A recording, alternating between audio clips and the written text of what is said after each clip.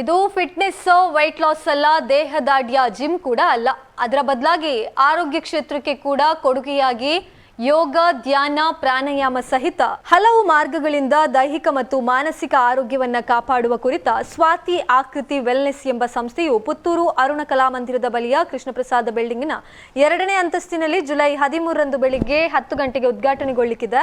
ಇನ್ನು ಪತ್ರಿಕಾಗೋಷ್ಠಿಯಲ್ಲಿ ಸಂಸ್ಥೆಯ ಮಾಲಕಿ ಯೋಗಪಟು ಉಜಿರೆ ಮೂಲದ ಸ್ವಾತಿ ಬಿ ಶೆಟ್ಟಿಯವರು ಮಾತನಾಡಿ, ಬಾಲ್ಯದಿಂದಲೇ ಯೋಗದ ಮೇಲೆ ಆಸಕ್ತಿ ಮೂಡಿದ ಹಿನ್ನೆಲೆಯಲ್ಲಿ ಅದನ್ನೇ ಮುಂದುವರಿಸಿದ್ದೇನೆ. ಬೆಂಗಳೂರಿನಲ್ಲಿ ಹಲವು ಅನುಭವವನ್ನು ಪಡೆದು ಪುತ್ತೂರಿನಲ್ಲಿ ವೈದ್ಯಾರ್ಸ್ ಆಸ್ಪತ್ರೆಯಲ್ಲಿ ಮುಳಿಯ ಜಿಮ್ ಸಂಸ್ಥೆಯಲ್ಲೂ ಕೆಲಸ ಮಾಡಿದ ಅನುಭವ ಹೊಂದಿಕೊಂಡು ದೇಹದ ಆರೋಗ್ಯಕ್ಕೆ ಬೇಕಾದ ವಿಚಾರವನ್ನ ಮುಂದಿಟ್ಟು ಸಂಸ್ಥೆಯನ್ನ ಆರಂಭಿಸಿದ್ದೇನೆ. ಸಂಸ್ಥೆಯಲ್ಲಿ ಎಲ್ಲಾ ವಯೋಮಾನದವರಿಗೂ ಅವರ ಆರೋಗ್ಯಕ್ಕೆ ತಕ್ಕಂತೆ ಯೋಗ, ಧ್ಯಾನ, ಇತರ ದೈಹಿಕ ಶ್ರಮದ ತರಬೇತಿಯನ್ನ ನೀಡಲಾಗುತ್ತದೆ ಎಂದರು. ಇನ್ನು ಸಂಸ್ಥೆಯ ಹಿತೈಷಿ ಡಾಕ್ಟರ್ ಅನನ್ಯಲಕ್ಷ್ಮಿ ಸಂದೀಪ್ ಅವರು ಮಾತನಾಡಿ, ಇತ್ತೀಚಿನ ದಿನದಲ್ಲಿ ಮಕ್ಕಳ ಮನಸ್ಸಿನ ಒತ್ತಡ ಮತ್ತು ಮಕ್ಕಳ ಸಂಪೂರ್ಣ ಬೆಳವಣಿಗೆಗೆ ಸಂಸ್ಥೆಯಲ್ಲಿ ವಿಶೇಷ ತರಬೇತಿ ನೀಡಲಾಗುತ್ತದೆ. ಇನ್ನು ಶಾಸಕ ಅಶೋಕ್ ಕುಮಾರ್ ಅವರು ಸಂಸ್ಥೆಯನ್ನು ಉದ್ಘಾಟಿಸಲಿದ್ದಾರೆ. ಮಾಜಿ ಸಂಸದ ನಳಿನ್ ಕುಮಾರ್ ಕಟೀಲ್, ಮುಳಿಯಾ ಗ್ರೂಪ್ನ ಮ್ಯಾನೇಜಿಂಗ್ ಡೈರೆಕ್ಟರ್ ಕೃಷ್ಣನಾರಾಯಣ್ ಮುಳಿಯಾ, ನಿರ್ದೇಶಕಿ ಅಶ್ವಿನಿ ಕೃಷ್ಣ ಮುಳಿಯಾ, ವೈದ್ಯರು, ಆಯುರ್ವೇದ ಆಸ್ಪತ್ರೆಯ ಮಾಲಕ ಡಾಕ್ಟರ್ ಪ್ರಶಾಂತ್ ಜಾನ ಮತ್ತಿತರರು ಈ ಸಂದರ್ಭ ಅತಿಥಿಗಳಾಗಿ ಉಪಸ್ಥಿತ ಇರ್ತಾರೆ. ಇನ್ನು ಪತ್ರಿಕಾಗೋಷ್ಠಿಯಲ್ಲಿ ಡಾಕ್ಟರ್ ಅನನ್ಯಲಕ್ಷ್ಮಿ ಸಂದೀಪ್, ಸಂಘದ ಅಧ್ಯಕ್ಷ ಉಮೇಶ್ ಕೆ ಮೊಟ್ಟೆತಡ್ಕ ಉಪಸ್ಥಿತರಿದ್ದರು. ಈಗಿನ ಪುಟ್ಟ ಮಕ್ಕಳಲ್ಲಿ ನಾವು ಕಾಣ್ತಾ ಇರೋದು ಓದಿನಲ್ಲಿ ಏಕಾಗ್ರತೆ ಇಲ್ಲ. ಎಷ್ಟೇ ಓದಿದ್ರೂ ಅದು ತಲೆಗೆ ಹತ್ತುದಿಲ್ಲ. ಮೊಬೈಲ್ಗಳ ಒಂದು ಅಡಿಕ್ಷನ್ ಜಾಸ್ತಿ ಆಗ್ತದೆ. ಮತ್ತೆ ಟಿವಿ ನೋಡುದು, ಲ್ಯಾಪ್ಟಾಪ್ಗಳಲ್ಲಿ ಆಡುದು, ಆನ್ಲೈನ್ ಗೇಮ್ಗಳಿಗೆ ದಾಸರಾಗುವುದು, ಕೆಲವರು ಡ್ರಗ್ ಅಡಿಕ್ಟ್ಗಳ ಆಗುವಂತಹ ಕಡೆಗೆ ಸಾಗುವಂಥದ್ದು.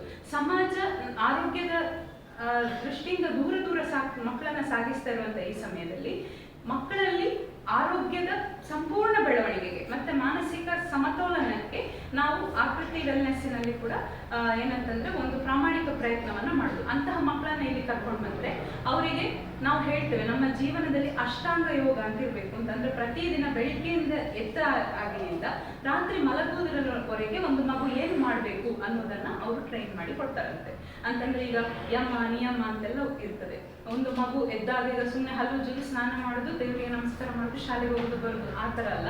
ಏನೇನ್ ಮಾಡಿದ್ರೆ ಅವರ ಜೀವನ ಸಂಪೂರ್ಣ ಚೆನ್ನಾಗಿರ್ತದೆ ಅದನ್ನು ಕೂಡ ಅವರು ಕಾನ್ಸಂಟ್ರೇಟ್ ಮಾಡ್ಲಿಕ್ಕೆ ಮಕ್ಕಳಿಗೆ ಅಂತ ಹೇಳಿ ಒಂದು ಬೇರೆ ವಿಭಾಗವನ್ನು ಕೂಡ ಮಾಡ್ತಾ ಇದ್ದಾರೆ. ಇನ್ನು ನಾನು ಆಗ್ಲೇ ಹೇಳಿದ ಹಾಗೆ ವಯಸ್ಸಾದ ಮೇಲೆ ಕಾಯಿಲೆಗಳು ನಮ್ಮ ಹತ್ರ ಬರ್ತಾ ಹೋಗ್ತದೆ. ಈಗ 40 ವರ್ಷವೇ ಒಂದು ಕಟ್ ಆಫ್, ಅದರ ನಂತರ ಶುಗರ್ ಅಂತೆ, BP ಅಂತೆ, ಹಾರ್ಟಿನ ಸಮಸ್ಯೆ ಅಂತೆ, ಮೊಣಕಾಲು ಸಮಸ್ಯೆ, ಮೆಟ್ಲತ್ಲಿಕ್ಕೆ ಆಗುದಿಲ್ಲ, ಇಂಥದ್ದೆಲ್ಲ ಸಮಸ್ಯೆಗಳು ಕಂಡು ಬರ್ತದೆ.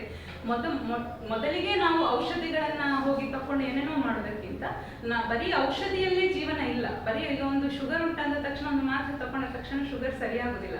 ನಾವು ನಮ್ಮ ದೇಹದ ಬೇರೆ ಸಮಸ್ಯೆಗಳನ್ನು ಕೂಡ ಸರಿ ಮಾಡ್ಕೋಬೇಕಲ್ವಾ. ವ್ಯಾಯಾಮ, ಆಹಾರ, ಜೀವನ ಪದ್ಧತಿಯನ್ನ ಬಿಟ್ಟು ಬರೀ ಔಷಧಿಯಿಂದ ಆರೋಗ್ಯವನ್ನು ಸರಿ ಇಡಲಿಕ್ಕೆ ಸಾಧ್ಯ ಇಲ್ಲ. ಆದ ಕಾರಣ ಆ ಜೀವನ, ಆಹಾರ, ಯೋಗ ಮತ್ತೆ ನಮ್ಮ ವ್ಯಾಯಾಮ ಇದೆಲ್ಲವನ್ನು ನಮಗೆ ಲೈಫ್ ಸ್ಟೈಲ್ ಚೇಂಜಸ್ ಅಂತ ಅದನ್ನ ಸರಿ ಮಾಡಿ ಕೊಡೋದು ಯಾವುದು ಕೇಳಿದ್ರೆ ಆಕೃತಿ ವೆಲ್ನೆಸ್ ಸೆಂಟರ್. ಇದೊಂದು ಜಿಮ್ ಅಲ್ಲ ಅಂತೆ. ನನ್ನ ಫ್ರೆಂಡ್ ಅದನ್ನು ನನಗೆ ಹೇಳುವಾಗ ಹಾಗೆ ಹೇಳ್ತಾ ಇದ್ರು, ಜಿಮ್ ಅಲ್ಲ. ಜಿಮ್ ಅಂತಂದ್ರೆ ಈಗ ನಾವಲ್ಲಿ ಹೋಗಿ ಏನೋ ಒಂದು ದೇಹದ ದಟ್ಟೆಯಲ್ಲಿ ಇದು ಮಾಡ್ಕೊಳ್ಳೋದು, ಸ್ಪರ್ಧೆಗಳಿಗೆ ನಾವು ತಯಾರು ಮಾಡೋದು ಅಂತ ವಿಷಯಗಳಲ್ಲ. ಇಲ್ಲಿ ಬಾಡಿ ಬಿಲ್ಡಿಂಗ್ ಕಾನ್ಸೆಪ್ಟ್ ಅಲ್ಲ. ಕಾನ್ಸೆಪ್ಟ್ ಏನು ಅಂತಂದ್ರೆ ಮಸಲ್ಸ್ ಬಿಲ್ಡ್ ಮಾಡೋದು ಅಂತ. ಈಗ ನನ್ನನ್ನೇ ನೀವು ಉದಾಹರಣೆಯಾಗಿ ತಕೊಂಡ್ರೆ ಇವ್ರು ನನಗೆ ಹೇಗೆ ಇಷ್ಟು ಪರಿಚಯ ಆದ್ರು ಅಂತ. ಮುಂಚೆ ನಾನು ಉಜಿರೆಯಲ್ಲಿದ್ದೆ. ಉಜಿರೆಯಲ್ಲಿ ನಾವು ಒಂದು 9-10 ವರ್ಷ ಪ್ರಾಕ್ಟೀಸ್ ಮಾಡ್ತಿದ್ದೆವು. ಆಗ ಇವರ ಬಗ್ಗೆ ನನಗೆ ತಿಳಿದಿಲ್ಲ, ಆದ್ರೆ ನಾವು ಮುಖತ ಭೇಟಿ ಮಾಡಿರಲಿಲ್ಲ. ಇವರ ಪರಿಚಯ ನನಗೆ ಕಳೆದ ಒಂದು 3 ತಿಂಗಳಿಂದ ಇತ್ತು.